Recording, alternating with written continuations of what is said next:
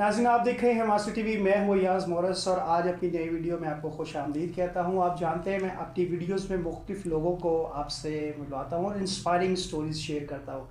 आज की वीडियो बड़ी डिफरेंट है दो हवालों से। पहला, ये मेरा किसी भी अपनी फैमिली मेम्बर से जो करीबी रिलेटिव है उनसे ये इस नौयत का पहला इंटरव्यू, और दूसरा, आज की शायद ये वीडियो आपको इंस्पायर ना करे लेकिन सोचने पे बहुत कुछ मजबूर करेगी और ज़िंदगी की उन हकीकतों के बारे में जिनके बारे में हम बहुत कम बात करते हैं। आज मेरे साथ सुमेरा काशिफ मौजूद है।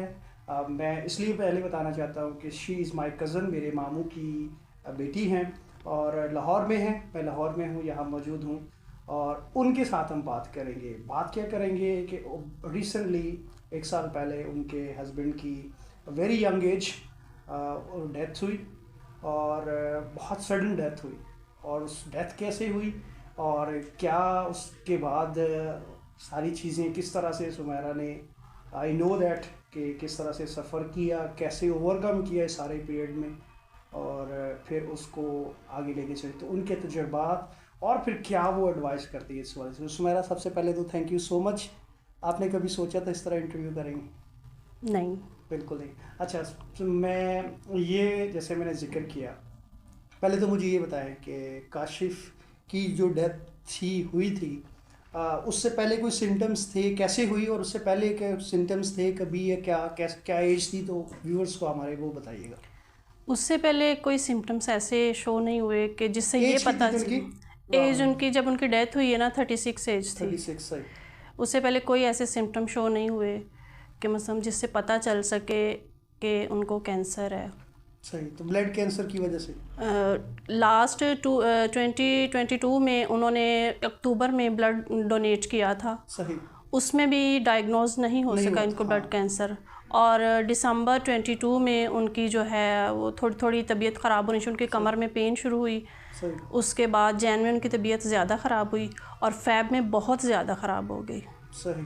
तो फिर जब वो इनिशियल रिपोर्ट्स थी, जब मेडिकल, क्योंकि मुझे याद है मैं भी हॉस्पिटल में गया था उनको मिलने, तो इनिशियल जो रिपोर्ट्स थी वो क्या कह रही थी और फिर कैसे कब पता चला था आपको कि जो है वो उनको कैंसर है? हम लोग तो ऐसे ही नॉर्मल रूटीन में जैसे कोई बीमार होता तो चेकअप के लिए गए थे, तो हमने कहा कि चलो जी काफ़ी दिन हो गए हैं तो एडमिट करवा के चेक करवा लेते हैं। 1 दिन गुजरा, 2 दिन गुजरे, वॉमिट नहीं रुक रही थी, तो डॉक्टर ने डायग्नोज किया OGD।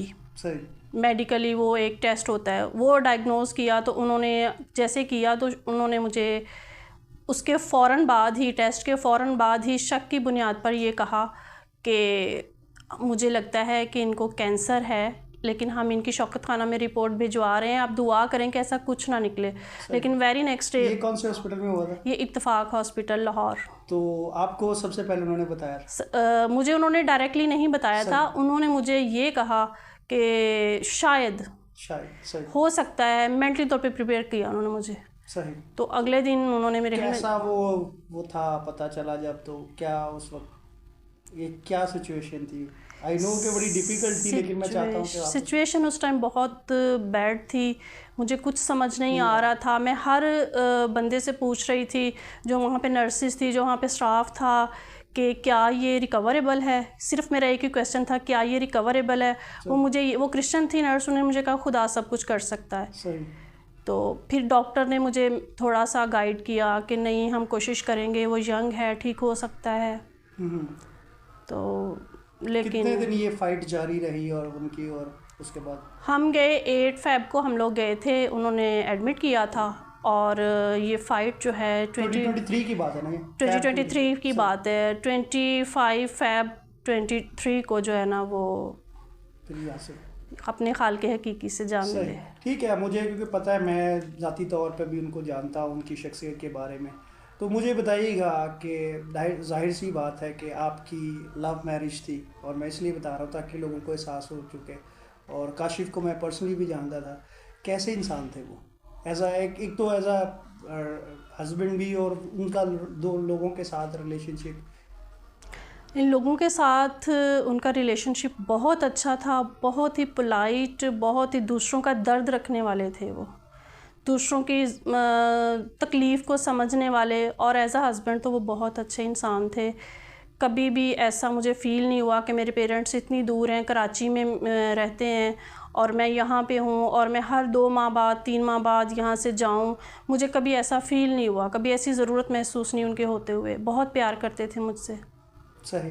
तो आप मुझे बताइएगा कि क्या आप समझती हैं कि उनके जाने के बाद ये एक जो जितना भी अभी तक वक्त गुजरा है, ऑलमोस्ट 1 साल हो गया, तो मुश्किल लम्हा था ज़हनी तौर पर, नफ्सियाती तौर पे। आपको पता है हमारे यहाँ वैसे तो शायद फाइनेंशियली सपोर्ट हो जाती है, लेकिन सबसे बढ़कर जो ज़हनी सेहत है, जो आपको एक इनकरेजमेंट की ज़रूरत होती है, वो कहीं से फैमिली से या कहीं बाहर से मिली या नहीं?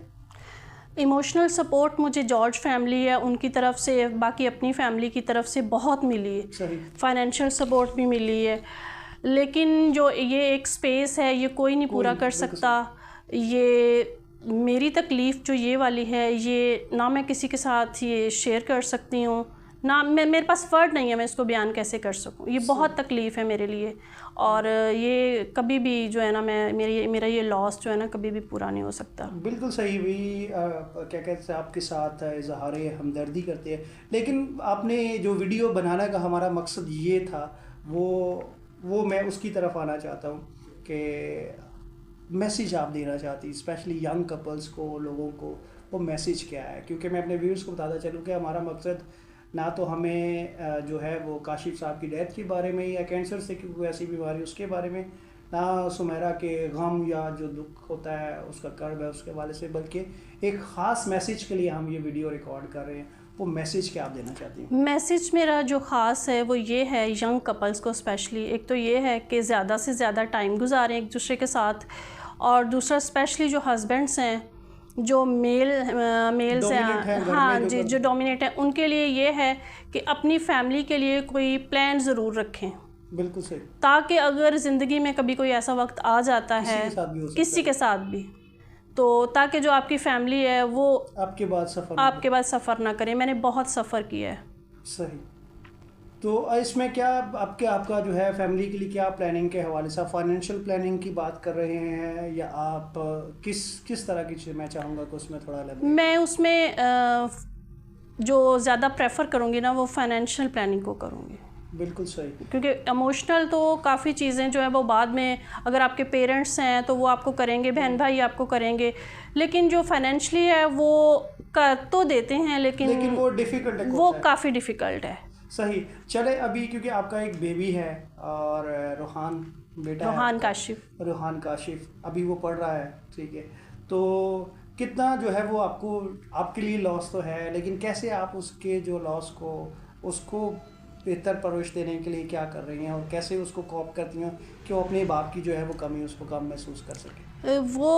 मैं बहुत कोशिश करती हूँ कि कमी में, लेकिन वो जो है वो इस चीज़ को बहुत ज़्यादा फ़ील करता है, तन्हाई फ़ील करता है, बहुत मिस करता है। और मेरी ये कोशिश है, उनकी एक ख्वाहिश थी कि वो केयर चैनल में मतलब उनका शौक़ था कि केयर चैनल में पढ़े, खुद ही एडमिशन करवाया था उन्होंने वहाँ पे उसका। तो मेरी ये ख्वाहिश है कि अब मैं उसको वहीं पे ही स्टडी करवाऊँ। सही। और उससे आगे जो है वो जितना मुझसे होगा, जो उनकी सोचें थी इसके लिए, जो उनके ख़यालात थे, बहुत बड़े बड़े ख़यालात थे, और मेरी कोशिश है कि मैं वो सारे उनके जो है ना वो इस पे पूरे करूं। सही। मैं आखिरी एक सवाल पूछूंगा, जब ज़िंदगी में बहुत सारे लोग आपको मोरल सपोर्ट भी करते हैं, इनकरेज भी करते हैं, लेकिन जब एक इंसान का खुद का तजर्बा होता है जो आपने इससे गुजरे हैं, तो क्या चीज़ होती है जो इंसान को मायूस, परेशान और ज़िंदगी की एक बेमकसद सी लगती है, उसके बाद उसे उठने की, आगे बढ़ने की और जीने की तो उम्मीद देती है? जो सबसे ज़्यादा तकलीफ़ देती है ना अपने जो पार्टनर के बाद, वो तन्हाई है। इससे ज़्यादा मेरे ख्याल में ज़्यादा तकलीफ़ और कोई नहीं है।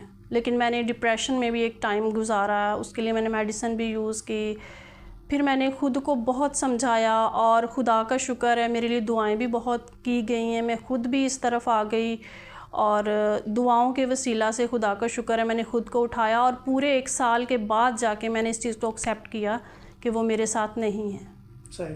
चले जी, थैंक यू सो मच, आपका बहुत बहुत शुक्रिया, और wish you all the best, और ज़िंदगी में आगे बढ़े, और आपकी जो बेबी है रोहान काशिफ, उसकी ज़िंदगी में जो काशिफ़ की कमी है वो शायद आप उसको कहीं ना कहीं उसको पूरा करने की कोशिश करें।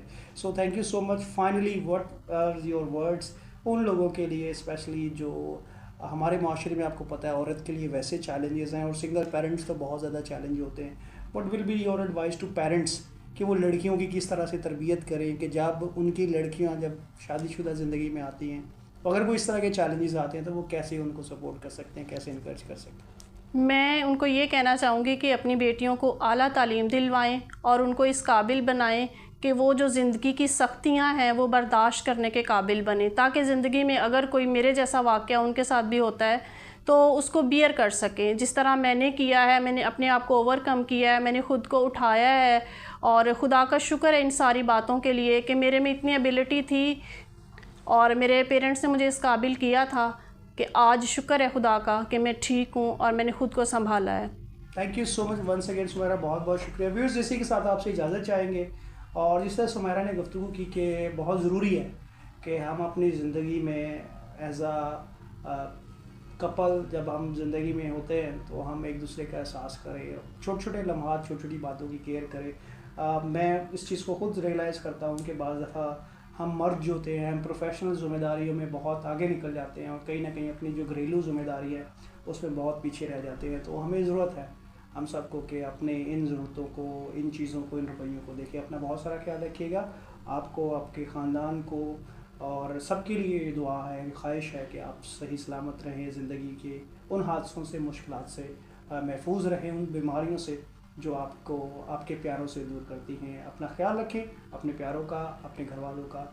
बहुत बहुत शुक्रिया।